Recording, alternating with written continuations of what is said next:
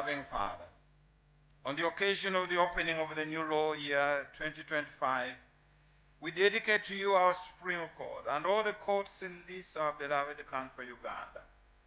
Father, the judiciary faces very many temptations. The temptation to side with the most powerful. Father, may the autonomy of the courts be held in high esteem. Our gathering today reflects the fundamental principle of constitutionalism, the separation of powers, where each arm of government operates within its defined boundaries while maintaining harmonious collaboration.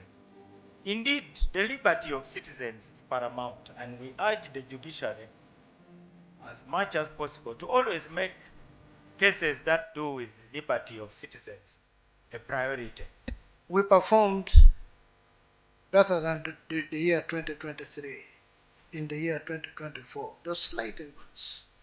But whatever we have done differently from our predecessors is because our basket is more full than theirs.